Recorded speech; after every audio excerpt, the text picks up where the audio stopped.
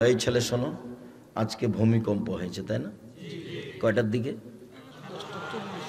10:40, 11টা কাছাকাছি এরকম সময়ে রাসূল সাল্লাল্লাহু আলাইহি ওয়াসাল্লাম বলছেন, তিনটা বিপদ নেমে আসে তিনটা পাপের কারণে। তিনটা বিপদ নেমে আসে তিনটা পাপের কারণে। এখনো মিম্বাদি ফি হাযিল উম্মাহ, আমার পরে আমার উম্মতে তিনটা বিপদ নেমে আসবে তিনটা পাপের কারণে। এক, ভূমিকম্প হবে। দুই, আকার আকৃতি পরিবর্তন হবে। সন্ধে থাকবে মানুষ, সকালে হবে শুকুর, বানর। তিন, সমস্যা নেমে আসবে। ব্যবসা বাণিজ্যে চলাফেরা, গাড়ি বাড়ি, সরকার, নিয়ম নীতি, আহাল পরিবার, সব জায়গাতেই ঝামেলা নেমে আসবে। এক, ভূমিকম্প হবে। পাপ তিনটা এখনো বলিনি, বিপদ তিনটা বলছি। এক, ভূমিকম্প হবে। দুই, কার মতো হবে? বানর আর শুকুর, সৌর বানরের মতো হবে। তিন, সমস্যা নেমে আসবে। পাপ এক, এই যা সারেবুল খমুরা, যখন মানুষ নেশাদার দ্রব্য, বিড়ি, তামাক, জর্দা, সিগারেট, গোল, নেশাদার দ্রব্য খাবে, পান করবে, তখন এই তিনটা বিপদ নেমে আসবে।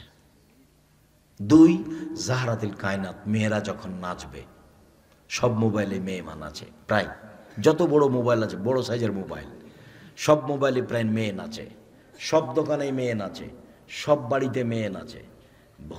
ভাবে যা তো মনে হচ্ছে প্রতিদিন ভূমিকম্প হওয়ার কথা। আমি এ কথা বলিনি, এ কথা মুহাম্মদ সাল্লাল্লাহু আলাইহি সাল্লাম বলেন। মেয়েরা যখন নাচবে, আর তুমি হয়তো কষ্ট পাবা বললে, বিশ্বাস করো, তুমি এখানে ল্যাংটা মেয়ে দেখছো, তোমার বোন ওই ঘরে দেখে, তোমার মা ওই ঘরে দেখে, তোমার বাপ এই ঘরে দেখে। এ বাড়ি হলো বন্যাই সয়লাভ, জেনাতে সয়লাভ। তখন আল্লাহ রাসূল বলছেন, আইন্নী আলা নাফসিক বিকাসরাতিস সুজুদ, তুমি রাতে সালাত আদায় করে আমাকে সহযোগিতা করো, আমি একাই এইভাবে নিয়ে থাকতে পারবো না। তুমি তাহাজ্জুদ পড়ো খুব, তাহলে হয়তো বা আমি চেষ্টা করতে পারি তাহাজ্জুদ দিয়ে, তাছাড়া আমার সাথে থাকা সহজ নয়। আবার এবার বলছেন যে সত্যবাদী ব্যবসায়ীরা নবীর সাথে থাকবে। নেন এবার, তো এইটা কি জিনিস? ব্যবসা কি জিনিস? হ্যাঁ, তিনি আর একবার বলেছেন যে দুইটা মেয়ের যদি কেউ লালন পালন করে, লালন পালন মানে আমার বাপ বুঝে না, বাপ মনে করছে যে আব্দুর রাজ্জাক সাহেব বলেছেন খুব ভালো কথা, লালন পালন করলেই জান্নাত হবে, নবীর সাথে থাকা যাবে। কিন্তু এক, বিদ্যা শিখিয়ে দিল। দুই, শিষ্টাচার শিখিয়ে দিল। তিন, মেয়ের সাথে ভালো আচরণ করলো, শিষ্টাচার শিখিয়ে দিল। নখ বড় আছে মেয়ের, এটা কি শিষ্টাচার? নখে নেইল পালিশ আছে, এইটা কি শিষ্টাচার? সামনের চুল ছোট আছে, এইটা কি শিষ্টাচার? ভরু তোলা আছে, এইটা কি শিষ্টাচার? দাঁত ছিলে চিকন করা আছে, এইটা কি শিষ্টাচার? কোনটা কি এর কাছে আছে? আল্লাহ রাসূল বলছেন, মেয়েকে শিখিয়ে দিল, শিষ্টাচার শিখিয়ে দিল, ভালো আচরণ করলো, এই বাপ জান্নাতে আমার সাথে এভাবে থাকবে। আরেকটা কথা, এতিমের যে লালন পালন করবে সেও আমার সাথে জান্নাতে থাকবে, তবে একটু ফাঁকা। এতিমের যে লালন পালন করবে সেও আমার সাথে জান্নাতে থাকবে, তবে এরকম। আর দুইটা মেয়েরকে যদি লালন পালন করে তাহলে সে আমার সাথে জান্নাতে থাকবে, তখন এরকম। আমি কি বুঝাতে পারছি? আর লালন পালন বলতে আপনি মনে করিয়েন না আপনি যেটা বুঝেছেন, আপনি তো ঠকে গেছেন। ছেলে মেয়ে যেভাবে লালন পালন করেছেন, করছেন, এটা উদ্দেশ্য নয়। ছেলে মেয়ে লালন পালন করতে হবে জাতির কল্যাণের জন্য, জাতিকে পরকালমুখী করার জন্য। ছেলে মেয়ে স্কুলে গেলেই বলছে, ও কালিমা তোমার আকাশ, ও কালিমা তোমার বাতাস, তাহলে ওর জন্মই হচ্ছে এ দিয়ে, শিরক দিয়ে। ও জাতির কি উপকার করবে? ওর বিদ্যা বুদ্ধি শিরক দিয়ে শুরু হয়েছে, ও জাতির কি উপকার করবে? আরও তো ঠাকুর বাঙালিদের শত্রু, ঠাকুর মুসলমানের শত্রু, ঠাকুর ঢাকা বিশ্ববিদ্যালয়ের শত্রু, আরে ঠাকুর জাতির শত্রু। যেদিন ভারত, বাংলাদেশ, পাকিস্তানে মুসলমান খ্রিস্টানদের হাতে, ব্রিটেন লন্ডনবাসীর হাতে যেদিন নির্যাতিত, সেদিন ঠাকুর লন্ডনে মুছ পাকাই। সেই ঠাকুরগান আমার ছেলে মেয়ে বলে, তোমার বাপ আর তুমি যেটা বুঝেছ ভুল বুঝেছ। তোমার মেধা ভালো, তোমার বাপ বুঝেছে, তাই তোমাকে পড়তে দিয়েছে স্কুলে। যখন তুমি 9-10-এ উঠো তখন 4টে মাস্টার দিয়েছে, রেজাল্ট ভালো হয়েছে। তোমার বাপ মা সবার সামনে গল্প করে, আমার ছেলে এই, আমার মেয়ে এই। তারপরে ইন্টার পাস করেছো, বিশ্ববিদ্যালয়ে ভর্তি করবে তোমার বাপ, এই জন্য সাবজেক্ট প্রতি একটা মাস্টার রেখেছে। এবার তুমি বিশ্ববিদ্যালয়ে পড়েছ, ডাক্তার হয়েছ বা বড় ইঞ্জিনিয়ার, এটা তোমার বাপের সাধ ছিল। তো তুমি বিদেশ থেকে লেখাপড়া করে এসেছো, বড় ডাক্তার, পিজি হাসপাতালে তুমি ডাক্তার, 3 লাখ টাকা বেতন। কিন্তু তুমি ওই কোম্পানির ওষুধ লিখো যে কোম্পানি তোমাকে টাকা দিয়েছে। তো তাহলে তো তুমি প্রতারক, ধোঁকাবাজ তুমি। আর তোমার বাপ বড় ইঞ্জিনিয়ার করতে চেয়েছো, তো চোর, টাকা চুরি করে। সবাই চোরে কথা আমি বলিনি, সবাই ধোঁকাবাজে কথা আমি বলিনি, প্রায়ই। তো আপনি এই ছেলে মেয়ে পড়িয়ে কি করলেন? এটা তো হয়ে গেল তাহলে ওই এর মতো, ওই যে নৌকা আর বাবু, 16 আনায় মিছে। বাবু আছে, নৌকায় উঠেছে, আর মাঝি। এখন বাবু বলছে, মাঝি চাঁদ কেন বাড়ে কমে রে? তা তো আমি বলতে পারি না। ও দেখি তোর জীবন 4 আনায় মিছে। একটু মাঝি, এসব কেন হয় জানিস? না, আমি তা তো বলতে পারি না। দেখি তোর জীবন 8 আনায় মিছে। এই মাঝি, এগুলো বলতে পারিস? বলেন না। দেখি তোর জীবন 12 আনায় মিছে। এই পর্যন্ত যেতে যেতেই বাতাস উঠেছে, নৌকা হিলে উঠেছে। তখন মাঝি বলছে, বাবু সাঁতার জানো বাবু? বলছে, না রে মাঝি, না, আমি তো সাঁতার জানি না। তখন মাঝি বলছে, দেখি বাবু, এখন তোমার জীবন 16 আনায় মিছে। আপনাদের বাপ বেটার জীবন 16 আনায় মিছে, একবারে 16 আনায় মিছে। এই জীবন দিয়ে তুমি কি করতে পারো জাতির? কোন ঔষধ লিখতে হবে এটাই শিখতে পারোনি। তোমার বাপও ভুল পথে আছে, তুমিও ভুল পথে আছো। তোমার বাপও অশিক্ষিত, তুমিও অশিক্ষিত। তোমরা বাপ বেটাকে যদি আমি অশিক্ষিত প্রমাণ করতে না পারি, আমি জাতির সামনে বক্তব্য দেব না। আজকে আমি নতুন বলিনি, 30 বছর থেকে বলে আসছি একই কথা, এই ভাবি বলছি। তুমি জাতির কি করতে পারো? কে বলেছে তোমার মেধা ভালো? আমি কোনোদিন বলিনি। তোমার মেধা দিয়ে আমি কি করতে পারি? এই ছেলে, আরে তোমার গ্রামের ওই ছেলেটা মেধা ভালো, লন্ডনে থেকে গেছে, তো ওরা কি তোমার ছেলেকে বড় চাকরি দিবে? তা তো দিবে না। তোমার ভাইকে কি বড় চাকরি দিবে? তা তো দিবে না। ও তখন কি করেছে? সুইপার যারা, তাদের নেতা করেছে, ওকে প্রধান করেছে, বেতন দিচ্ছে 5 লাখ। তখন ও ভাবছে যে না, পিজি হাসপাতালে ডাক্তার হলে তো বেতন 3 লাখ, তো এখানে 5 লাখ পাচ্ছি, কেন যাব? আবার সিটিজেন যখন হয়ে গেছে তখন আরও খুশি। এদিকে মা খুশি, ওদিকে বাপ খুশি, ভাই বোনেরা খুশি, সবাই সময়ে সময়ে লন্ডন যেতে পাবে। খুব তো খুশির কথা, বিশাল ব্যাপার। তো ঠিক আছে, তাই হলো। তো কে? একজন হাফেজ সাহেব। কোথাকার? নীলফামারী। সুন্দর করে দাওয়াত দিয়ে ডেকে নিয়ে গেলেন।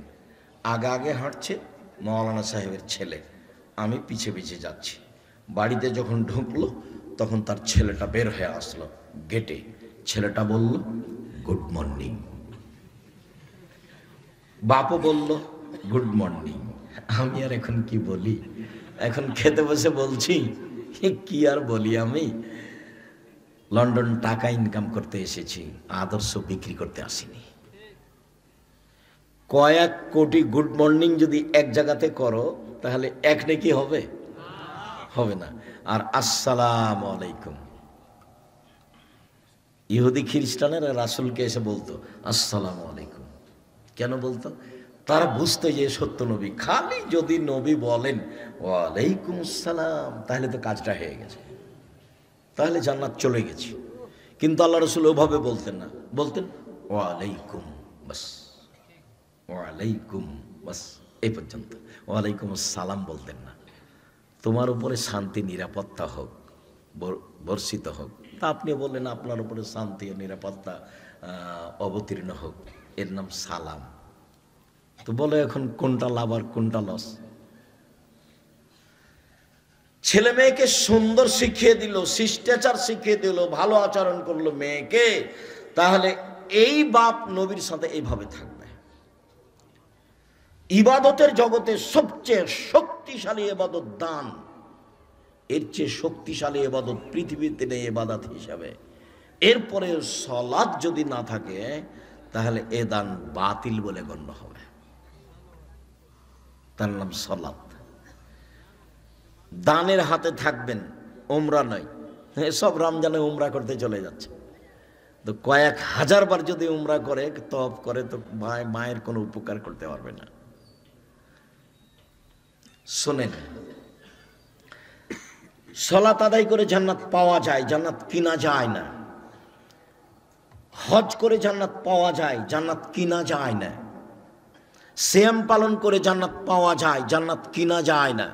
তাসবিহ তাহলিল জিকির আজকার করে জান্নাত পাওয়া যায়, জান্নাত কিনা যায় না। জান্নাত কিনার একটাই পথ, টাকা। টাকা দিয়ে জান্নাত কিনা যায়। আল্লাহ বলেছেন, আমি জান্নাত তৈরি করেছি, তোমার জান এবং তোমার মালের বিনিময়ে আমি জান্নাত বিক্রি করে দিলাম, যাও। তো দিন মজুরি কাজ করলে তো সন্ধ্যায় টাকা শেষ, আপনি অসহায় মানুষের পাশে দাঁড়াবেন কি দিয়ে? চাকরি যদি করেন তো স্বাভাবিক 25 দিনে টাকা শেষ, 5 দিন তো ধার কর্জে গেছে, তো আপনি কি দিয়ে কি করবেন? আর যদি জমি চাষ করেন বা লটকল, তাহলে তো খুব একটা কাছাকাছি, লটকলও ব্যবসা হতে পারে ভালো। তো জমি চাষ করেন যদি, তাহলে সমান সমানই আছেন, লস আছে। এবার থাকলো ব্যবসা, তো ব্যবসার এত মান কেন? নবীর সাথে থাকা যাবে কেন? ব্যবসায়ী তো বুঝতে পারে না যে এত দাম কেন। তো শুধুমাত্র ব্যবসা করেই অসহায় মানুষের উপকার করা যেতে পারে। কার? অসহায় মানুষের উপকার করা যেতে পারে ব্যবসা করে, অন্য কোনো পথ দিয়ে পারা যাবে না। আর খুব রিস্ক নিয়ে ব্যবসা করতে হবে। ব্যবসার মূল জিনিসটা বৈধ থাকলে ব্যবসা বৈধ, আর যা আছে যেখানে যা টাকা লাগবে লাগুক। সম্মানিত দিনী ভাই বোন, বলছিলাম সালাত এমন একটি ইবাদত যার উপরে নির্ভর করে অন্য অন্য ইবাদত। সালাত যদি কবুল হয় বাকি ইবাদত কবুল হবে, সালাত যদি কবুল না হয় তাহলে বাকি ইবাদত কবুল হবে না। তোমাদেরকে ওনারা মনে হয় সামনের দিকে আসতে বলছে, তো দেখো তোমাদের সামনে জায়গা থাকলে আসো। ভাইজান, আপনাদের সামনে যদি জায়গা থাকে তো একটু আগে আসেন।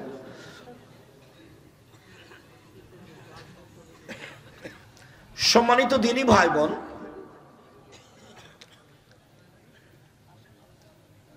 আবু হুরায়রা রাদিয়াল্লাহু তাআলা আনহু বলেন, সালাত 3 ভাগে বিভক্ত।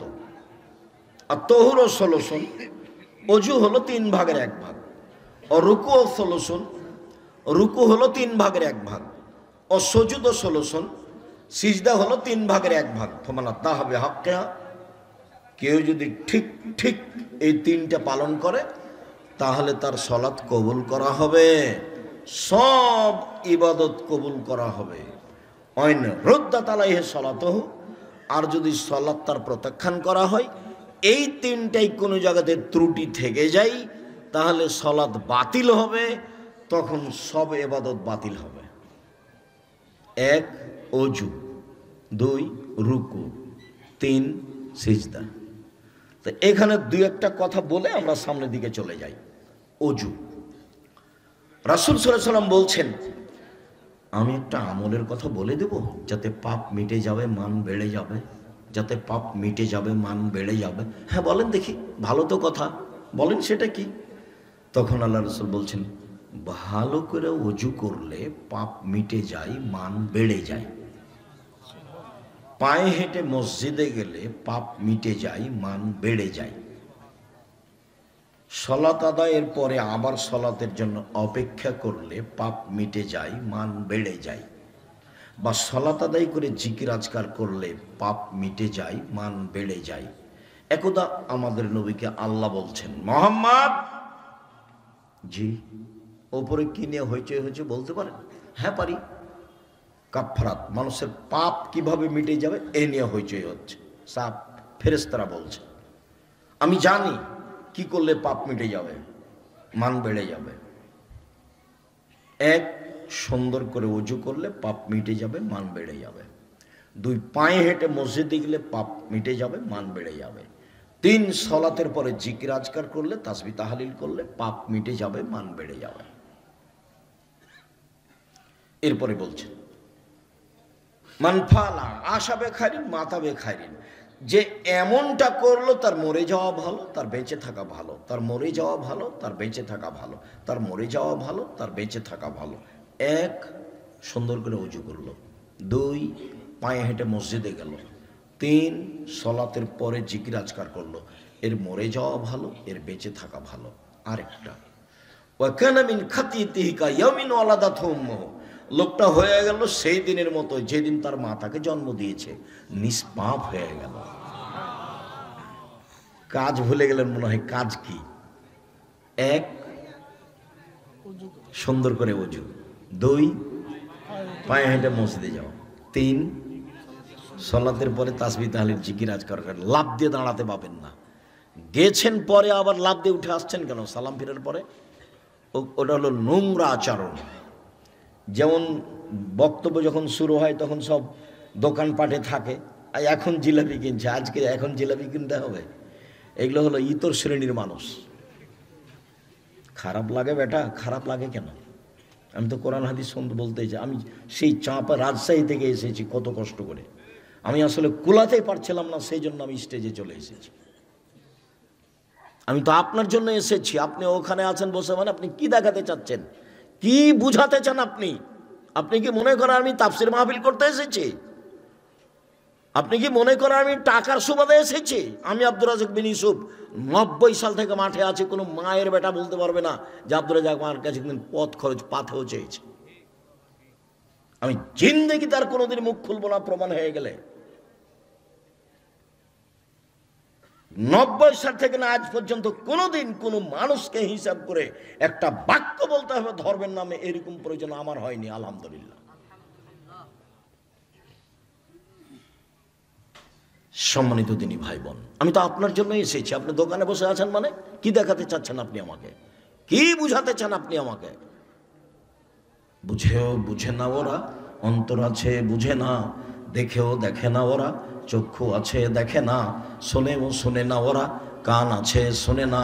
উলাইকা কাল আনাম, তারা পশু প্রাণীর মতো, তারা গরু ছাগলের মতো, তারা কুকুর শ্রীগুলোর মতো, ভালো মজাল বরং তার চেয়ে খারাপ। আমি তো ইতর শ্রেণীর বলেছি, আর আল্লাহ বলছেন ও কুকুর শ্রীগার চেয়ে খারাপ। নেন এবার, আমারটা তো কিছু ভালো আছে।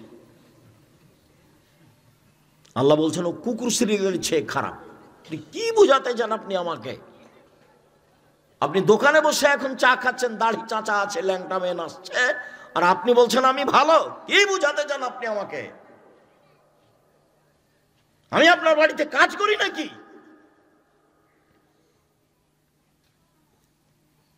আপনি আমার দিনী ভাই, এইটাই আমি মনে করি আপনাকে। আপনার জন্য এসেছি আমি। 10 কিলোমিটার আশেপাশে, আপনি তো বহুদূরের কথা, হিন্দুকে আসতে হবে। হিন্দু হলে আমি তার কিছু না কিছু উপকার করবই করবো ইনশাআল্লাহ। 90 সাল থেকে না, দীর্ঘ 35 বছর আমি কোনোদিন অপ্রয়োজনীয় বাক্য বলিনি। আমি মাঝহাব নিয়ে কথা বলি না, ওই পাতাই পড়ি না, ও পাতা আমি ছিঁড়ে দিয়েছি। কেউ আমাকে গালি দিলে আমি তার উত্তর দিই না। 2টা কাজ আমি করি না, কারো বদনাম করি না, আর কারো পিছনে পড়ি না, আর আমার প্রতিশোধ নিই না। প্রতিশোধ নেব না আমি। ফেন্সিগঞ্জ সিলেট ওসি বলছে আপনি সিগনেচার করেন, মামলা আমি চালাবো। তো আমি জি না, আমি তো মামলাই করব না। আমি তো প্রতিশোধ নিই না মানুষের, আমি প্রতিশোধ নিব না। আমার জীবনের ত্যাগ, এবং মানুষের পিছে পড়বো না। সে আমাকে যা বলেছে বলেছে, ধুয়ে ছেড়ে দেখ না কেন, আমি তার মুখের, আমি তার নামটাই মুখে নি না। যাকে আমি বলেছিলাম যে আপনাকে আমি মানুষই মনে করি না, তা আমি বসবো কি? তার মানে ও সব সময় বলে আসেন বাহাসে বসেন, কোথায় বসবেন বসেন, বাড়িতে বসবেন, শুধু খালি দিন রাতে কথা বলে। তা আমি নিরুপায় হয়ে বলেছি আপনাকে আমি মানুষই মনে করি না, তুমি বসবো কি? বিরক্তির এক পর্যায়ে আমি এই বাক্যটা ব্যবহার করেছিলাম। আসলে আমার এটা ইচ্ছে ছিল না। মানে এই যখন তখন খালি রিং দিয়ে কথা বলে যে আপনি আমার বাসায় বসবেন, বসেন, আপনার বাড়িতে বসবেন, বসেন, অথচ আমি কোনোদিন ওই পাতাই পড়ি না। দেখেন দীর্ঘ ৩৫ বছরে কোনোদিন আমি কারো নাম নিয়ে, কোনো মাযহাব নিয়ে, কোনো দল নিয়ে কথা বলেছি নাকি? আমাকে যদি কেউ জিজ্ঞাসা করেছে মাযহাব মানা কি, তখন আমি বলেছি যে বিচারের মাঠে যদি ইমাম আবু হানিফা রাহিমাহুল্লাহকে আল্লাহ বলেন, ইমাম আবু হানিফা তুমি কি কাউকে বলেছিলে যে আমাকে মেনে চলো? তো ওই সময় যদি উনি বলেন না আমি কাউকে বলিনি, তখন আপনার কি হবে? আমি এইটা বলেছি উত্তরে, আমি মানা না মানা কথা বলিনি। আমি বলছি আল্লাহ যদি তাকে জিজ্ঞাসা করেন, উনি যদি না করে দেন, তখন আমার কি হবে? আর কোরআন হাদিস দিয়ে টিকা যায়, কোরআন সহিহ হাদিস দিয়ে টিকা যায়। ৯৭ সাল থেকে ফতোয়া লিখি কলমে, আর ১৬ সাল থেকে ফতোয়া বোর্ড পরিচালনা করি। বড় বড় বিদ্বান সামনে থাকে আমার, দেশ বিদেশের, যারা আমার চেয়ে বিদ্যায় অনেক উপরে, তারা আমার সামনে বসে থাকে ফতোয়া বোর্ডে। তো আমি তো দেখছি দীর্ঘ সময় ধরে কোরআন এবং সহিহ হাদিস দিয়েই তো ইসলাম চলছে। ৭-৮টা বই আছে, প্রায় ১,০০০ প্রশ্নের উত্তর আছে, একটু খোঁজ নিয়ে।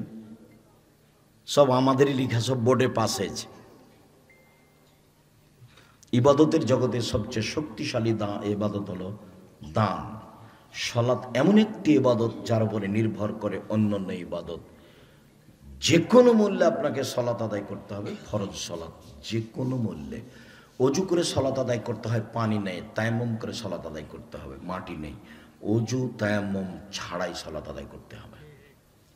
কেবলার দিকে মুখ করে সালাত আদায় করতে হয়, কেবলা বোঝা যায় না, এমনিতেই পড়বেন। দাঁড়িয়ে থেকে সালাত আদায় করায়, দাঁড়িয়ে থাকা যায় না, বসে থেকে পড়েন, বসে থাকা যায় না, শুয়ে থেকে পড়েন। পরিষ্কার কাপড় পরে সালাত আদায় করতে হয়, পরিষ্কার কাপড় নেই, যেই কাপড়ে পেশাব পায়খানা লেগে আছে সেই কাপড় পরেই পড়েন।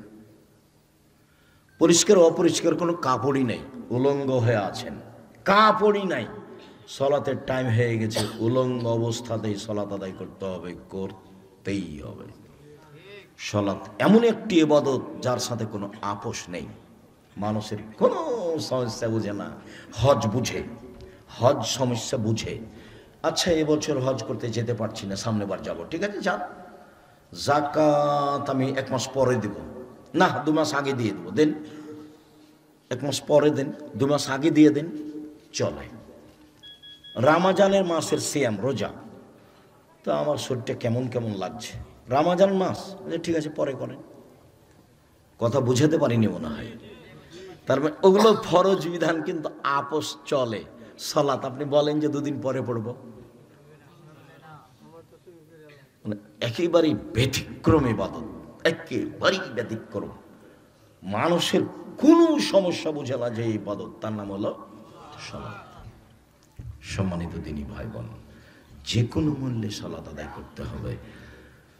রাতের সালাত প্রত্যেকটা মানুষের প্রয়োজন আছে কিছু। অস্তাইনু বিস-সাবরি ওয়াস-সালাহ, সালাত আদায় করে ধৈর্যের সাথে সেটা চাও। অসুখ বিসুখ তা আল্লাহ সেবা দাও, তাহলে তোমার প্রয়োজন আছে, বলে হ্যাঁ প্রয়োজন তা আছে। ছেলে মেয়ে তুমি ছোট করবা কেন? আমার ছেলে মেয়েকে দেশের সবচেয়ে বড় ডাক্তার করে দাও, জাতির জন্য করো। আমার ছেলে মেয়েকে একবারে ইমাম বুখারী আলবানি করে দাও, জাতির জন্য করো। চাইলে সমস্যা আছে আপনার, চাইলে খুশি হন, আর না চাইলে বেজার হন। এই অবাক সত্তা, অবাক সৃষ্টিকর্তা। চুপটি লেগে আছেন, মুখখান খুলছেন না, তখন আপনার উপরে খালি গজব হচ্ছে। মুখখান চুপটি লেগে আছে কেন, খুলেন না কেন, বলেন না কেন? দোকানে বসে তো খালি আড্ডা পিটছেন, মাথায় টুপি আছে, ল্যাংটা মেয়ে দেখছেন আর একজনের বদনাম করছেন। মুখখান চলছে খালি, হ্যাঁ করে হাসছেন আর চলছে, এরা বদনাম করছেন। কয়বার আপনি বলেছেন সুবহানাল্লাহ? কয়বার আপনি বলেছেন যে আল্লাহ তুমি আমার ছেলে মেয়েকে মানুষ করে দাও, আমার কিছু জমি জায়গা করে দাও, আমার ব্যবসাটা বড় করে দাও?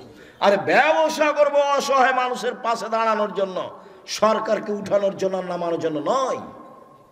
আমার টাকা দিয়ে সরকার উঠবে বসবে এটা আমি চাইনি। এ দেশের অসহায় মানুষ যারা, তাদের সহযোগিতার জান্নাত আমি কিনে নেব, পাওয়ার আশায় থাকি না। সালাত আদায় করলে পাওয়া যায় কিনা যায় না, সিয়াম পালন করলে পাওয়া যায় কিনা যায় না, হজ করলে পাওয়া যায় কিনা যায় না। কিনার একটাই পথ, দান। অসহায় মানুষের পাশে দাঁড়াবো, এতিমের সহযোগিতা করব, আমি জান্নাত কিনে নিয়েছি। তো আল্লাহ বলছেন, ও তো আল্লাহ নবী বলছেন, এখানে আমার করার কি আছে? সম্মানিত দিনী ভাই বোন, বলছিলাম কেন আমি আল্লাহর কাছে চাইবো, কেন চাইবো? আবু হুরায়রা রাদিয়াল্লাহু তাআলা আনহু বলেন, ইয়ানজিলু রাব্বুনা ইলা সামাই দুনিয়া হিনা ইয়াবকা সুলুসুল লাইলিল আখিরা। রাতের 3 ভাগের 2 ভাগ পার হলে, রাতের 3 ভাগের 2 ভাগ পার হলে আল্লাহ সপ্তম আকাশ থেকে প্রথম আকাশে নেমে আসেন। নেমে এসে বলেন, মেসুলিন ফাউতিয়াহু মায়াদুনি ফাস্তাজিবা লাহুম, কেউ কি তোমরা আমাকে কিছু বলছো? বলো, আমি তোমাদের কথা শুনবো। কিছু বলছো? বলো, আমি তোমাদের কথা শুনবো। কেউ কি তোমরা আমার কাছে কিছু চাচ্ছ? চাও, দিব। তোমরা কি আমার কাছে ক্ষমা চাও? চাও, ক্ষমা করে দিব। ওর নাম পরাক্রমশালী, গফফার, করতে পারে, কেউ তাকে ঠেকাতে পারে না। ঈসা আলাইহিস সালামকে আল্লাহ বলেছিলেন, ঈসা তুমি কি মানুষকে বলেছিলে যে আমি আল্লাহ? হতে পারে না। আমি যতদিন বেঁচে ছিলাম ততদিন আপনার চোখের সামনে ছিলাম, আমি কাউকে বলিনি যে আমি আল্লাহ, আমাকে তোমরা মানো, এই কথা আমি বলিনি। আমি চলে আসার পরে মানুষ সে কি করেছে সেটা তুমি জানো। খুব শক্ত করে বললেন। তারপরে বলছেন, শোনেন, ইনতুয়াজ্জিবহুম ফাইন্নাহুম ইবাদুকা, এদের তুমি যদি শাস্তি দাও, এরা তোমার বান্দা, শাস্তি তুমি দিলে আমার করার কি আছে? দাও তুমি। ওয়া ইনতুয়াজ্জিবহুম ফাইন্নাহুম ইবাদুকা, তুমি যদি এদের ক্ষমা করে দাও, তুমি পরাক্রমশালী, তোমাকে কেউ ঠেকাতে পারে না। তুমি ফেরাউনকে ক্ষমা করে দিলে তোমার কেউ বিচার করতে পারবে? পারবে না। তুমি পরাক্রমশালী, তুমি এই যে শাস্তি দাও, তুমি তোমার নিজের বান্দার শাস্তি দাও, আমার করার কি আছে? দাও তুমি। আর তুমি যেদের ক্ষমা করে দাও, তাহলে তুমি পরাক্রমশালী, তোমাকে কেউ ঠেকাতে পারে। ফেরাউনের ক্ষমা হবে মানে কেমনে ক্ষমা হয় দেখে ছেড়ে দেবো, এটা কেউ বলতে পারবে? কেউ মিছিল বের করতে পারবে? আদ সমুদ পারবে? পৃথিবীর কেউ পারবে না। তার মানে ক্ষমা করেছে, তার নাম হলো আজিজ, পরাক্রমশালী। যিনি ক্ষমা করবেন তিনি হলেন কাদির, সর্বশক্তিমান। যিনি ক্ষমা করবেন তিনি হলেন ফাআলুল লিমা ইউরিদ, যা ইচ্ছা তাই করতে পারেন, পরাক্রমশালী। তো আপনি মুখখান খুলেন না কেন? মুখখান খুললে কি হয়? যদি আপনার ছেলেকে আল্লাহ আলবানি করে দেয়, ইমাম বুখারী করে দেয়, তার কমবে? পারবে না করতে? পারে তো আপনি বলতে চান না কেন? আপনার যদি 2-3টা বাড়ি আল্লাহ ঢাকা শহরে করে দেন, এটা করতে পারেন না? পারেন তো, আপনি মুখখান খুলেন না কেন? কে আপনাকে বুদ্ধি দিল যে আপনি খালি দোকানে বসে মানুষের বদনাম করেন? আর আপনি বুঝেন সারা জীবন ইবাদত করেছেন, এক পাল্লাই দিয়ে দেন। আর কারো ব্যাপারে বলেছেন, এই ছাড় তো, ও খুব খারাপ মানুষ, ওকে বলেছেন খুব খারাপ মানুষ, এইটার যে পাপ হয়েছে এই পাপটা এক পাল্লাই দেন, এটাই ভারী হবে। কেন? ওটা মানুষের বদনাম, ওটা এমনি ক্ষমা হবে না। যার কথা বলেছেন তার হাত ধরে ক্ষমা নিতে হবে। সুদ খুব খারাপ পাপ। সুদের ভাষা যেটা, সেটা অবাক হতে হয়। একবার বলছেন, পৃথিবীর মানুষ শোনো, কেউ যদি জেনে শুনে 1 টাকা সুদ খায়, 36 বার জেনা করে যত পাপ হবে, 1 টাকা সুদ খেলে তার চেয়ে বেশি পাপ হবে। সুদ তো মহাপাপ। এই ছেলে, 3 শ্রেণীর মানুষকে হত্যা করতে হয়। 2 শ্রেণীর মানুষের বাঁচার সুযোগ আছে, 1 শ্রেণীর মানুষের বাঁচার সুযোগ নেই। 3 শ্রেণীর মানুষকে ফাঁসি দিতে হবে সরকারিভাবে, 2 শ্রেণীর মানুষের বাঁচার। বাচ্চা, ওই ছেলেগুলো ঘুরে বেড়াচ্ছে কেন? তোমরা যারা দায়িত্ব পালন করছো, তোমরা কোথায়? তোমরা পাহারা দাও। যারা আপনারা মহিলা মানুষ আছেন, মুখ খুলবেন না, মুখখান বন্ধ করে রাখেন। আরেকজন আপনার গায়ের উপরে চলে গেলে মুখ খুলবেন না, এমনভাবে বসে থাকবেন পাখি যেন মনে করে আপনি পাথর। আমি খুব কষ্ট করে এসেছি আপনার জন্যই, আমার এখানে কোনো স্বার্থ নেই। স্বার্থ এটাই যে আপনাকে 2টা কথা শোনাবো। আমি তো আমল করার সুযোগ পাই না, রাস্তাতে কাটালাম 6 মাস গাড়ি আর 6 মাস বাড়ি। এমনিতে আমার জীবনটা গেল, আপনি যদি কিছু আমল করেন ওখান থেকে যদি আমি পাই কিছু, খালি এ আশায় দিন কাটাচ্ছি ইনশাআল্লাহ। নিজে কিছু করলাম এটা আমার মনে হয় না। ছেলে মেয়ে পড়াশোনা করছে, 5,000 ছেলে মেয়ে পড়াশোনা করে, ওদিক দিয়ে যদি কিছু পাওয়া যায়, নিজে কিছু আমার মনে হয় না। যদিও আমার দৃঢ়তা খুব কাজ করছে, জাতিকে আমি ধর্মের নামে ফাঁকি দিইনি। জাতির যদি রাস্তাঘাট করে দিতে না পারি, জাতির যদি স্কুল কলেজ করে দিতে না পারি, জাতিকে চূড়ান্ত সঠিক ধর্ম দিতে পারবো ইনশাআল্লাহ। ধর্মের ব্যাপারে জাতিকে ফাঁকি দিয়ে পরকাল হারাতে রাজি না, এটা আমি চাই না।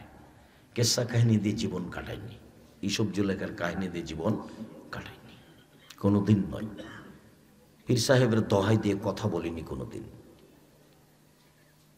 সম্মানিত দিনী ভাই বোন, বলছিলাম নেমে এসে বলছে কিছু বলো না আমি শুনবো, কিছু চাও না আমি দিব, ক্ষমা চাও ক্ষমা করে দিব।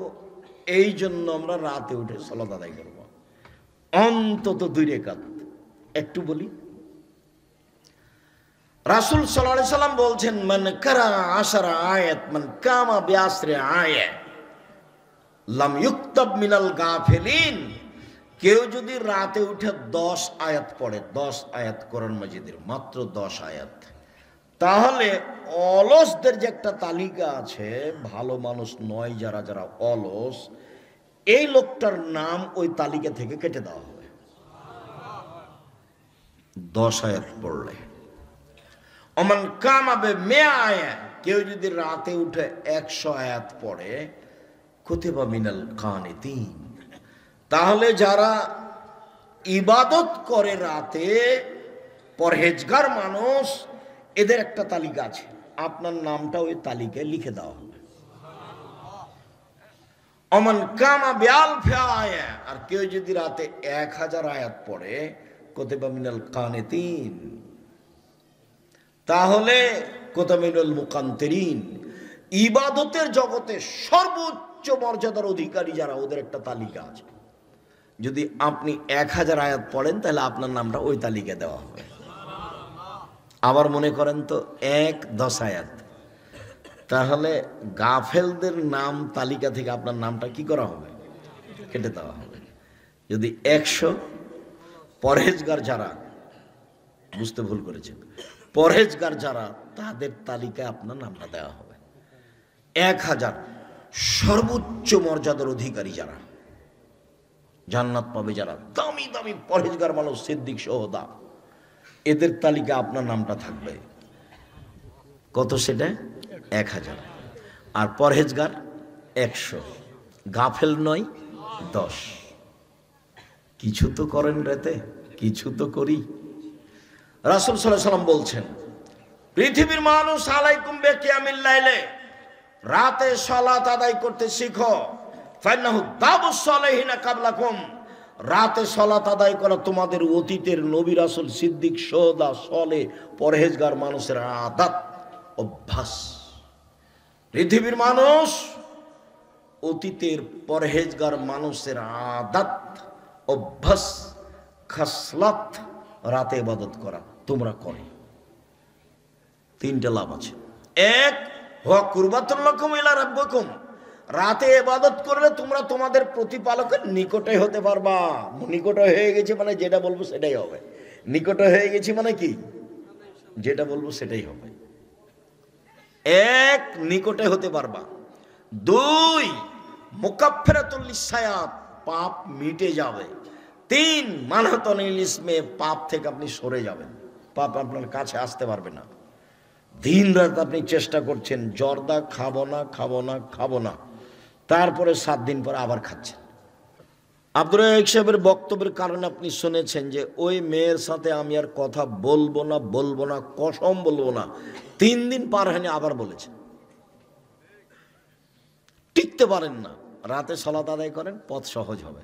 এই যে 1, আল্লাহর নিকটে হওয়া যাবে। 2, পাপ মিটে যাবে। 3, পাপ পাশ থেকে দূরে সরে যাবে। মধ্যখানে একটা কথা মনে পড়লো, এই ছেলে শোনো, আজকে ভূমিকম্প হয়েছে তাই না? কয়টার দিকে? 10টা 40। 11টা কাছাকাছি এরকম সময়ে রাসূল সাল্লাল্লাহু আলাইহি ওয়াসাল্লাম বলছেন, 3টা বিপদ নেমে আসে 3টা পাপের কারণে। 3টা বিপদ নেমে আসে 3টা পাপের কারণে। এখনো মিম্বাদি ফি হাযিল উম্মাহ, আমার পরে আমার উম্মতে 3টা বিপদ নেমে আসবে 3টা পাপের কারণে। 1, ভূমিকম্প হবে। 2, আকার আকৃতি পরিবর্তন হবে। সন্ধে থাকবে মানুষ, সকালে হবে শুকুর, বানর। 3, সমস্যা নেমে আসবে। ব্যবসা বাণিজ্যে চলাফেরা, গাড়ি বাড়ি, সরকার, নিয়ম নীতি, আহাল পরিবার, সব জায়গাতেই ঝামেলা নেমে আসবে। 1, ভূমিকম্প হবে। পাপ 3টা এখনো বলিনি, বিপদ 3টা বলছি। 1, ভূমিকম্প হবে। 2, কার মতো হবে? বানর আর শুকুর, সৌর বানরের মতো হবে। 3, সমস্যা নেমে আসবে। পাপ 1, এই যে সারেবুল খমরা, যখন মানুষ নেশাদার দ্রব্য, বিড়ি, তামাক, জর্দা, সিগারেট, গোল, নেশাদার দ্রব্য খাবে, পান করবে, তখন এই 3টা বিপদ নেমে আসবে। 2, জাহরাতিল কায়নাত, মেয়েরা যখন নাচবে, সব মোবাইলে মেয়ে নাচে, প্রায় যত বড় মোবাইল আছে, বড় সাইজের মোবাইল, সব মোবাইলে প্রায় মেয়ে নাচে, সব দোকানেই মেয়ে নাচে, সব বাড়িতে মেয়ে নাচে। ভাবে যা তো মনে হচ্ছে প্রতিদিন ভূমিকম্প হওয়ার কথা। আমি এই কথা বলিনি, এই কথা মুহাম্মদ সাল্লাল্লাহু আলাইহি সাল্লাম বলেন। মেয়েরা যখন নাচবে, আর তুমি হয়তো কষ্ট পাবা বললে, বিশ্বাস করো, তুমি এখানে ল্যাংটা মেয়ে দেখছো, তোমার বোন ওই ঘরে দেখে, তোমার মা ওই ঘরে দেখে, তোমার বাপ এই ঘরে দেখে। এই বাড়ি হলো বন্যাই সয়লাভ, জেনাতে সয়লাভ, জেনার বন্যা। আর তুমি যেভাবে দেখছো দিন রাতে ল্যাংটা মেয়েটা, তাআলা রাসূল বলছেন, আয়লানে তাজনিনা জেনাহ মন নাজরো, 2 চোখের জেনা হচ্ছে চোখ দিয়ে দেখা। অল ওজনানে জেনাহ হল ইস্তেমাও, 2 কানের জেনা হচ্ছে কান দিয়ে শোনা। অলিয়াদ জেনাহাল বাদশ, হাতের জেনা হচ্ছে হাত দিয়ে ধরা। আর রিজিল জেনাহাল মাসি, পায়ের জেনা হচ্ছে এই পথে চলা।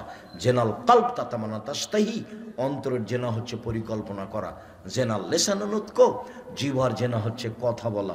তুমি ভালো জানো মোবাইলে কত জেনার কথা বলো। আর বোকা ছেলে, তুমি যার সাথে কথা বলছো, তুমি এটা বিশ্বাস করো, তোমার সাথে যখন কথা বলছো আরো ছেলের সাথে বলে। আর ওই বোকা মেয়ের এটা জানা দরকার যে আমার সাথে যে কথা বলছে আরো মেয়ের সাথে কথা বলে, তার মানে এর স্বভাব খারাপ, এ মেয়ের স্বভাব খারাপ, এই ছেলের স্বভাব খারাপ, এর স্বভাবই গেছে, এর খাসলত বলে কোনো জিনিস নাই। শয়তান, এর খাসলত বলে কোনো জিনিস, স্বভাব ধ্বংস হয়ে গেছে। এর পড়াশোনা কি হবে? কি পড়াশোনা করবে? দিন রাত ল্যাংটা মেয়ে দেখে, বিবেক নষ্ট হয়ে গেছে। যারা এগুলো করছে তারা কিন্তু এগুলো মোবাইল ব্যবহার করেন। আব্দুল্লাহকে জিজ্ঞাসা করে দেখো তোমরা, যখন ও লন্ডনে খ্রিস্টান ইহুদিদের বাড়িতে ঘুরছিল তখন ওরা এগুলো করেছে, ওরা এগুলো দেখে না। ওরা ওষুধ তৈরি করেছে, আপনার ওই কি ওটাকে বলছে, টিকা মেশিন, আরো যত আপনার ওই করোনার, ওরা ওগুলো ব্যবহার করে না। আপনাকে পঙ্গু করতে হবে সেই জন্য। কত যে পরিকল্পনা আছে, সবচেয়ে সফল হচ্ছে এখন এইটাই, মোবাইলে। আল্লাহ রাসূল বলছেন, পৃথিবীর মানুষ শুনে রেখো, আমার জীবনে বড় ভয়, আমার উম্মত গোপন পাপে লিপ্ত হবে, এটা আমার ভয়। তিনি বলেননি সে গোপন পাপ কোনটা। এই দেখেন, এখন দেখেন, পৃথিবীর মানুষ শুনে রেখো, আমার জীবনে বড় ভয়, আমার উম্মত গোপন পাপে লিপ্ত হবে, সেটা আমার ভয়।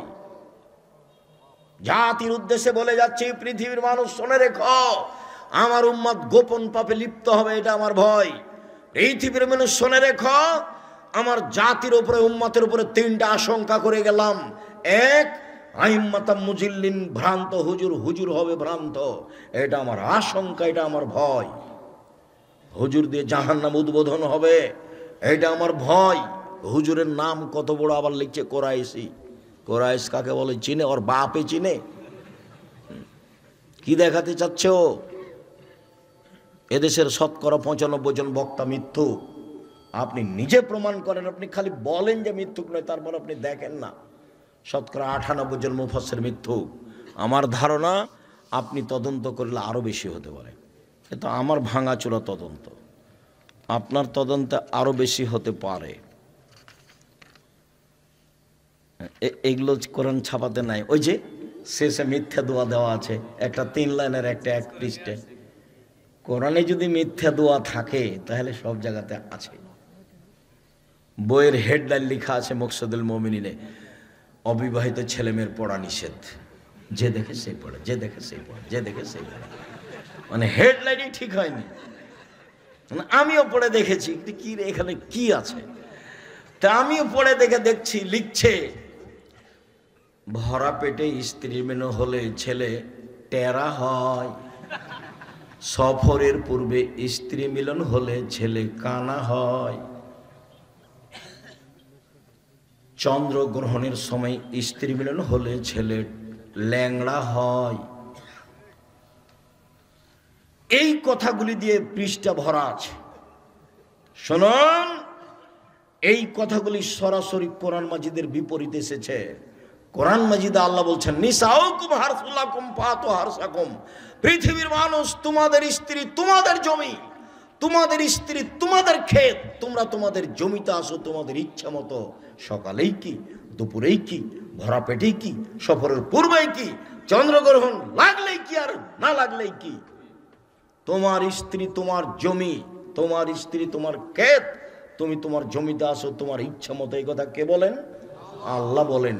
আর লেখক বলছেন যে ভরা পেটে স্ত্রী মিলন হলে ছেলে টেরা হবে। জাতি আপনাকে মুখে ফাঁকি দিচ্ছে, কলমে ফাঁকি দিচ্ছে, মিডিয়ায় ফাঁকি দিচ্ছে। সম্মানিত দিনী ভাই বোন, বলছিলাম, 1 আল্লাহর নিকটে হওয়া যাবে, 2 পাপ মিটে যাবে, 3 পাপ থেকে দূরে সরে যাবে। বলছিলাম 3টি পাপের কারণে 3টে বিপদ নেমে আসে। 1 নাম্বার পাপ, মানুষ যেদিন নেশাদার দ্রব্য পান করবে। 2 মেয়েরা যখন নাচবে। 3 এই যে জারাবুল মাজেব, যখন বাদ্যযন্ত্র প্রকাশ পাবে, সব দোকানেই বাজনা বাজে, প্রায় সব মোবাইলে বাজনা বাজে, প্রায় সব দোকানেই বাজনা বাজে। এইভাবে বাজনা বাজলে গান বাজনা চিরদিনের জন্য হারাম, গান বাজনা চিরদিনের জন্য হারাম। আব্দুল্লাহ ইবনে উমর বলছেন, আল্লাহ নবী বাজনা শব্দ শুনলেন, 2 কানের ভিতরে আঙ্গুল ঢুকিয়ে দিলেন, ফানান ইত্তারিকে রাস্তা থেকে দূরে সরে গেলেন। গিয়ে বলছেন, আব্দুল্লাহ ইবনে উমর, এখন কি তুমি বাদ্যযন্ত্র কিছু শুনতে পাচ্ছ? জি না, আমি শুনতে পাচ্ছি না। তখন তিনি আঙ্গুল তার কান থেকে বের করলেন। আর আপনার দোকানে গান বাজনার ওগুলো ভাড়া পাওয়া যায়। কে যে আপনাকে এগুলো বুদ্ধি দিল? কি করে খাইতে চাচ্ছেন আপনি জীবনে? দুনিয়া মায়েরে খেয়েছেন, আর কোনো ব্যবস্থা নেই। একটা লোকের কথা বলি, আচ্ছা নাম ধরে বলি, তাতে কি আছে? ধরেন যেন বসুন্ধরা, ওরা কোনো জমি কিনেছে 1 লক্ষ টাকা শতক, যে জমি হলো 1 কোটি টাকা শতক। তো মরিচের গোড়া বিক্রি করে কি হবে? 1 শতক জমিতে যত টাকা লাভ করবে, মরিচের গোড়া বিক্রি করলে 10 বছরে তত টাকা লাভ হবে না। কিন্তু দেখেন আপনি রাস্তাঘাটে লেখা আছে মরিচের গোড়া বসুন্ধরা, আটা বসুন্ধরা, টিস্যু বসুন্ধরা, মানে উপার্জনের সব পথ ঘিরে ধরেছে। ব্যবসা করলে একটু চিন্তা ভাবনা, ঘুমের ঘরে ব্যবসা করতে হবে। ঘুম থেকে আর এত টাকা গেল কোথায়? মানে ওকে খুব ভালোবাসা দিয়ে ব্যবসা করতে হবে, এবং জীবন বাজি রেখে রিস্ক নিয়ে ব্যবসা করতে হবে, এবং সত্য কথায় ব্যবসা করতে হবে। হার জিত পরে। নবী যে কথা বলেছেন, নবীর সাথে আমি জান্নাতে থাকবই যে কোনো মূল্যে, এই জন্য ব্যবসা করছি। অসহায় মানুষের পাশে দাঁড়াবো এই জন্য ব্যবসা করছি। টাকা দিয়ে জান্নাত কিনে নেবো এই জন্য ব্যবসা করছি। মনটা আপনার বড় হতে হবে এরকম। সারাদিন দিন মজুরি করে থাকেন, 10টা টাকা পাওয়া যায়, সন্ধ্যা হতে শেষ হয়। তবে পথ এটা একটা। সম্মানিত দিনী ভাই বোন, শুনুন, সবচেয়ে নিকটে হওয়া যায়। উমামা বাহেলি বলেন, রাসূল সাল্লাল্লাহু আলাইহি সাল্লামকে জিজ্ঞাসা করা হলো, আল্লাহ নবী বলেন তো সবচেয়ে কোন সময় দোয়া কবুল হয়? তখন আল্লাহ রাসূল বললেন, রাতের 3 ভাগের 2 ভাগ পার হওয়ার পরে মানুষের দোয়া বেশি কবুল হয়। ফরজ সালাতের পরে বসে বসে জিকির আজকার করলে দোয়া বেশি কবুল হয়। ফরজ সালাতের পরে সবাই মিলে হাত তুলে দোয়া করলে বিদাত হয়। তখন তো রাসূলকে অপমান করেছি, আর কবুল হবে কি দিয়ে? গাড়ির পিছন দিকে জুতা বেঁধে দেওয়া আছে, জুতা ঝুলছে, তার মানে যেন গাড়ি অ্যাক্সিডেন্ট না হয়। ড্রাইভার বলেছে কন্ট্রাক্টরকে যে তুমি কবর পেলে 10টা টাকা দিয়ে দিও। তার ধারণা যে 10টা টাকা মাজারে দিলে গাড়ি অ্যাক্সিডেন্ট হবে না।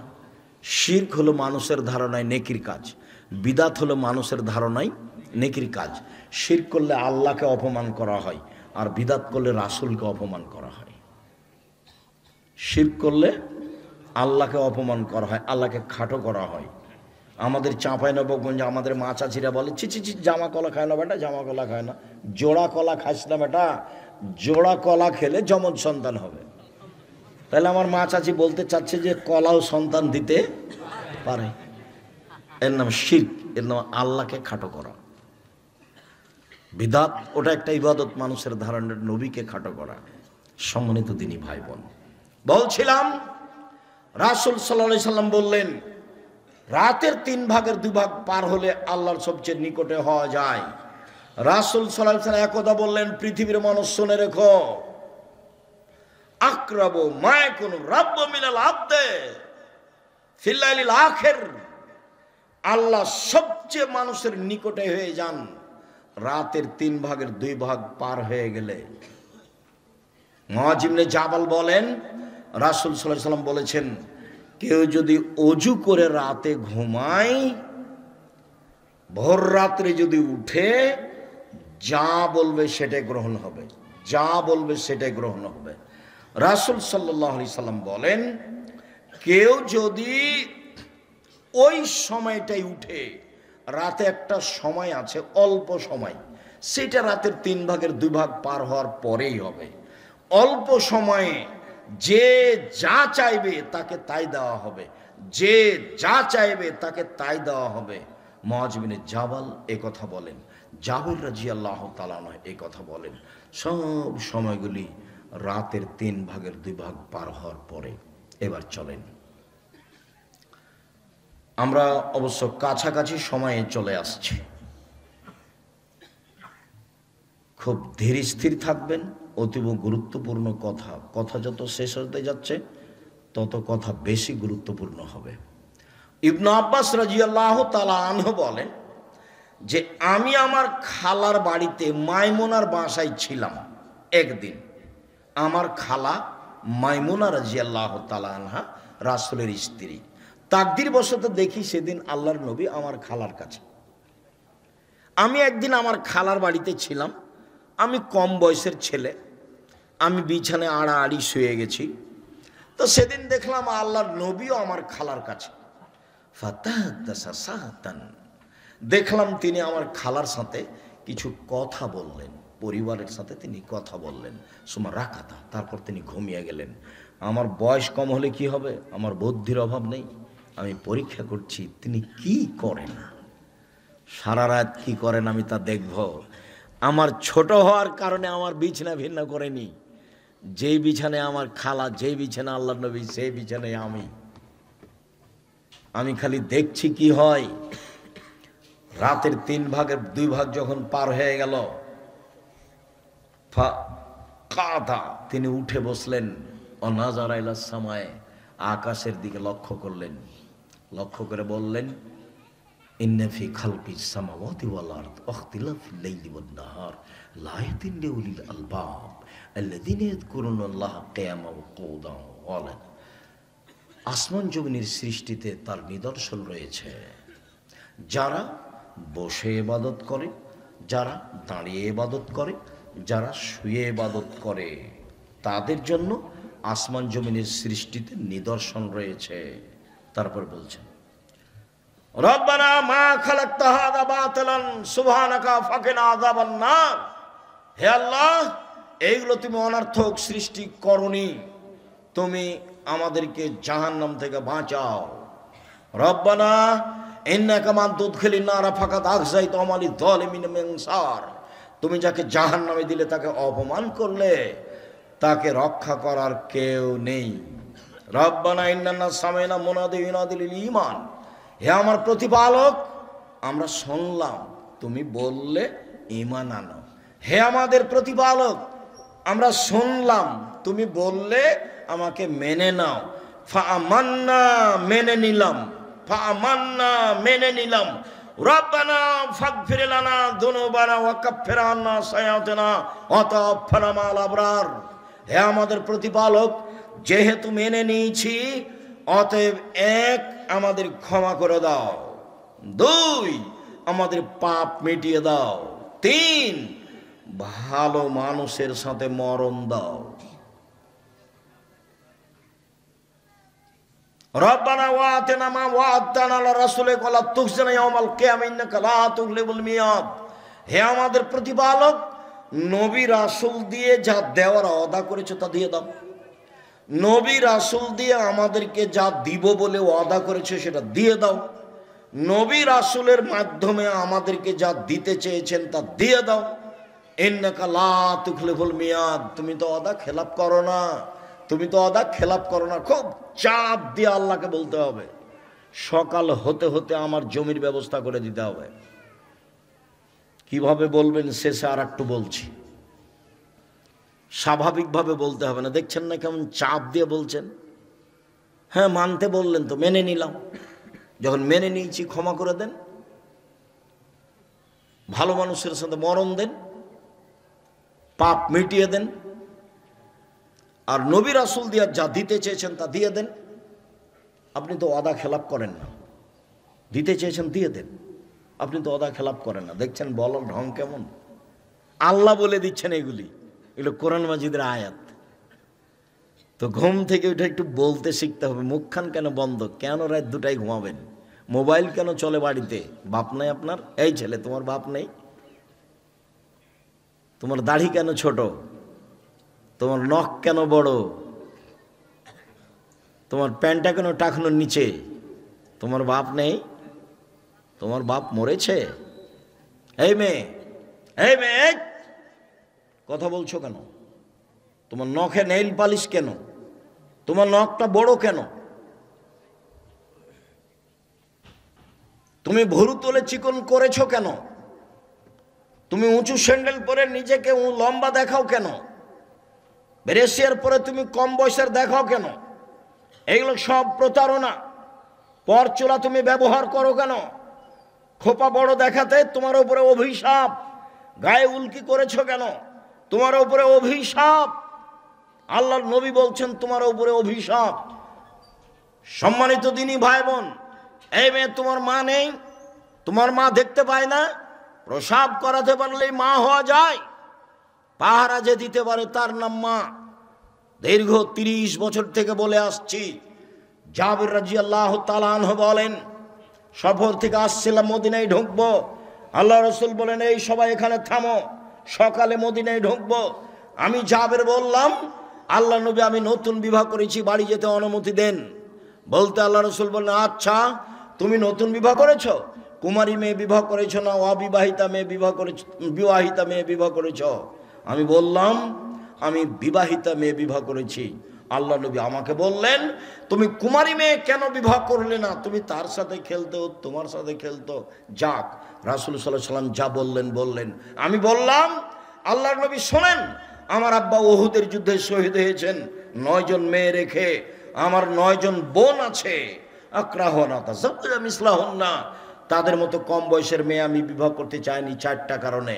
আল্লাহ রাসূল, আমার আব্বা শহীদ হয়েছেন উহুদের যুদ্ধে 9 জন মেয়ে রেখে। আমার 9 জন বোন আছে, আমার বোনদের সমবয়সের মেয়ে আমি বিবাহ করতে চাইনি 4টা কারণে। এক, লিতুআল্লিমাহুন্না, বেশি বয়সের মেয়ে বিবাহ করেছি যাতে করে আমার স্ত্রী আমার বোনদেরকে বিদ্যা শিখাতে পারে। বেশি বয়সের মেয়ে বিবাহ করেছি যাতে করে আমার স্ত্রী আমার বোনদেরকে বিদ্যা শিখাতে পারে। 2, বলে তুআদ্দিবাহুন্না, বেশি বয়সের মেয়ে বিবাহ করেছি যাতে করে আমার স্ত্রী আমার বোনদেরকে শিষ্টাচার শিখাতে পারে। শিষ্টাচার কাকে বলে? তোমার মাথার চুল সামনের ছোট আছে, সেটাই কি শিষ্টাচার? তুমি নগ্ন পোশাক পরে আছো, সেটাই কি শিষ্টাচার? তুমি ফ্যাশন বোরকা পরে এখানে এসেছো, সেটাই কি শিষ্টাচার? দুলা ভাইয়ের কোলে বসে সময় কাটাও, সেটাই কি শিষ্টাচার? বন্ধু বান্ধবকে খাবার তুলে দাও, তার সাথে ঘুরো, এটাই কি শিষ্টাচার? দিন রাত সেলফি তুলো, সেটাই কি শিষ্টাচার? তোমার বাপ নেই? তুমি কি হিন্দুর মেয়ে? তোমার বাপ নেই? কি মনে করো তুমি?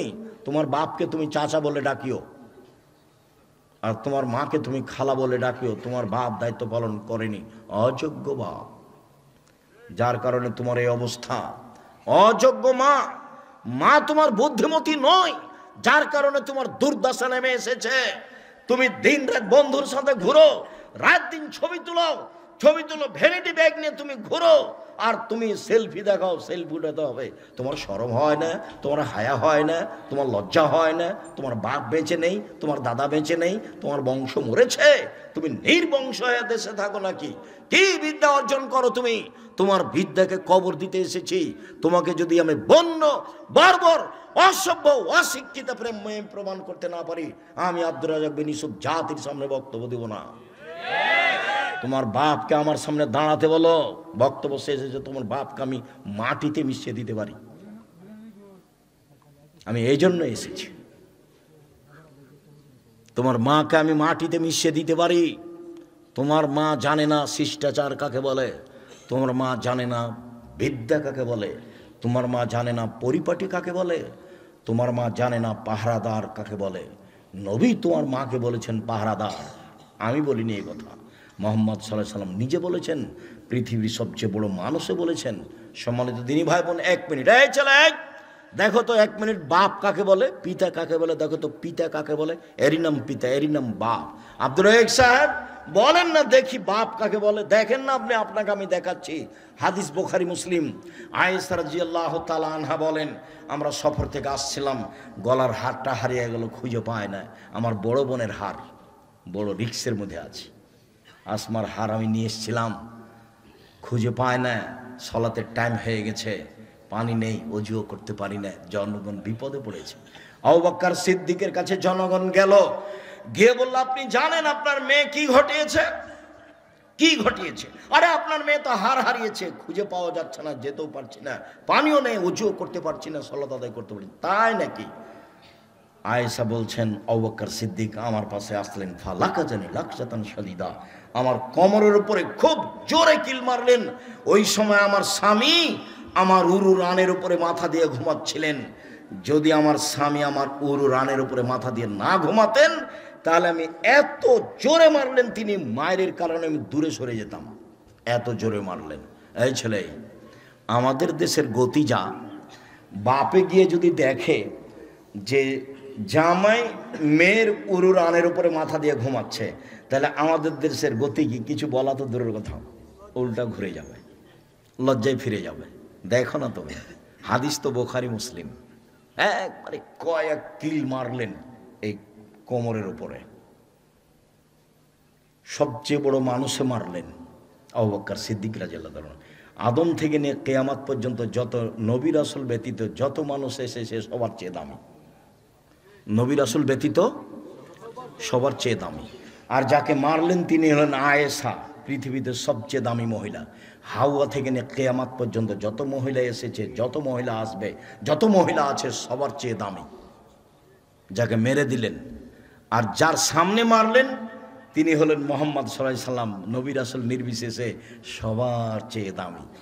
সবচেয়ে বড় মানুষে মারলেন, সবচেয়ে বড় মহিলাকে মারলেন, সবচেয়ে বড় মানুষের সামনে মারলেন। বিবাহদারী মেয়েকে মারলেন। বিবাহদারী বুঝেন আপনারা? বিবাহদারী মেয়েকে মারলেন, পূর্ণ যুবতী মেয়েকে মারলেন, হাত দিয়ে মারলেন, খোলা মাঠে মারলেন, 1400 মানুষের সামনে মারলেন। সবচেয়ে বড় মানুষে মারলেন, সবচেয়ে বড় মহিলাকে মারলেন, সবচেয়ে বড় মানুষের সামনে মারলেন। বিবাহদারী মেয়েকে মারলেন, পূর্ণ যুবতী মেয়েকে মারলেন, জামাইয়ের সামনে মারলেন, দিন দুপুরে মারলেন, খোলা মাঠে মারলেন, প্রায় 1400 মানুষের সামনে মারলেন। এত বড় বাপে এত বড় বেটিকে এত বড় মানুষের সামনে মেরে দিলেন। ভুল কি কোথায় হার হারিয়ে গেছে খেয়াল করতে পারেনি, সেই জন্য। আর আপনার মেয়েটা নখে নেইল পালিশ দিয়ে বাজারে বাজারে ঘুরে আর সেলফি তুলে বেড়ায়, আপনি তাকে ধমক দিতে পারেন না? আপনি আবার বাপ, আপনার মতো বাপ বেঁচে থাকার চেয়ে মরে যাওয়া ভালো। আপনার মতো বাপ আমি চাইনি। আলহামদুলিল্লাহ জামিয়া সালাফিয়া আছে আপনার ছেলে মেয়েকে লালন পালন করার জন্য। কালকে যদি 500 ছেলে মেয়ে যায় জামিয়া সালাফিয়াই, সমস্যা হবে না লালন পালন করার, যারা ইয়েতিম ইনশাল্লাহ। সে ব্যবস্থা আল্লাহ করে রেখেছে, তার নাম জামিয়া সালাফিয়া। এদেশের শিরক মুক্ত প্রতিষ্ঠান জামিয়া সালাফিয়া, বিদআত মুক্ত প্রতিষ্ঠান জামিয়া সালাফিয়া, হিংসা মুক্ত প্রতিষ্ঠান জামিয়া সালাফিয়া, দল মুক্ত প্রতিষ্ঠান জামিয়া সালাফিয়া, সংগঠন মুক্ত প্রতিষ্ঠান জামিয়া সালাফিয়া, দেশের সর্ববৃহৎ প্রতিষ্ঠান জামিয়া সালাফিয়া। আয়তনে, শিক্ষক সংখ্যায়, ছাত্র সংখ্যায়, পরিস্থিতিতে সার্বিক দিক দিয়ে সর্বোচ্চ স্থানে আছে জামিয়া সালাফিয়া। আপনি বেঁচে না থাকলে আপনার ছেলে মেয়েকে যে কোনো মূল্যে ভালো থেকে ভালো শিক্ষা দিব ইনশাল্লাহ, প্রস্তুত হয়ে আছে, মনে কিছু নেবেন না। তবে আপনার বেঁচে থাকাই চাই। বেঁচে থাকতে চান এভাবে পুরুষ হয়ে, চোখ যেভাবে ঘুরে বউ সেভাবে চাঁদ থাকে, তার নাম স্বামী। চোখ যেভাবে ঘুরে বউ সেভাবে চলে, তার নাম স্বামী। কথার 19 বিষয় না, তার নাম বাপ। এভাবে কেন?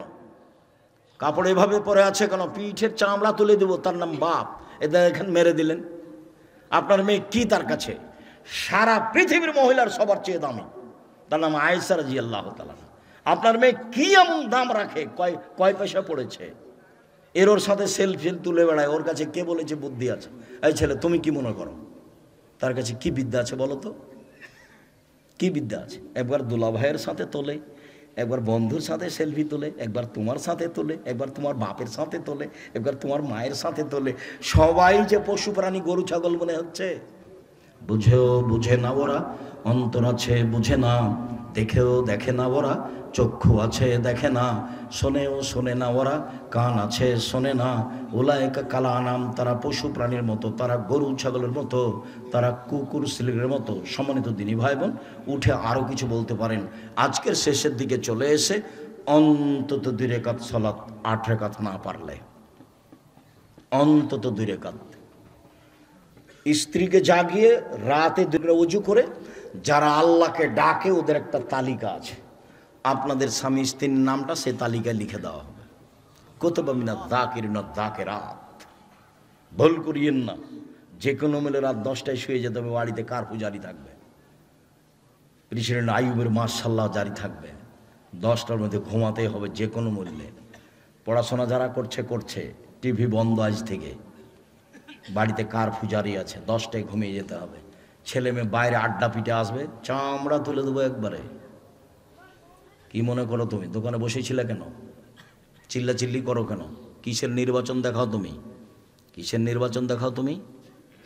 তুমি তো দেখলে জুলুমের ফল কি 45 মিনিট। জুলুমের ফল 45 মিনিট, ফেরাউনের কয়েক মিনিট। আর আদ সামুদ মিনিটই পায়নি, হঠাৎ শেষ। আদ সামুদ ওরা মিনিটই পায়নি। যার যত জুলুম বেশি, তার ধ্বংসের সময় তত কম। আদ সামুদ মিনিট পায়নি, দেখতেই নাই। আর ফেরাউন কয়েক মিনিট, এ ডুবলো মূল্য 2-1 মিনিট হতে পারে। জুলুমবাজি করে, ক্ষমতা দেখিয়ে, দলীয় দাপট দেখিয়ে, মানুষের মান সম্মান হানি করে, মানুষকে জেল হাজতে দিয়ে সফলতা অর্জন করার চেষ্টা করিও না। ভুল হিসাব। এর জন্য তোমাকে অপমান হতে হবে নিশ্চিত। মানুষের পিছনে পড়ো না, ধন না ধরে মানুষের পিছনে দৌড়ায়ও না। ভুল হিসাব তোমার। এই ছেলে, নিজে উপার্জন করো, নিজে খাও, ভালো করে ভালো মেধায় পড়াশোনা করো। মোবাইল বড়টা তোমার হাত থেকে বাতিল। জামিয়া সালাফিয়া চলে কি ওটা মোবাইল গো, যেটা টিপলে বাটন মোবাইল। জামিয়া সালাফিয়া চলে, 40 লাখ টাকা বেতন লাগে। তবুও রিং হলে খালি আমি অন করতে পারি। রিং হলে কি করতে পারি? অন করতে পারি। বহুদিন আপনি বলেছেন আপনার সাহেব নামটা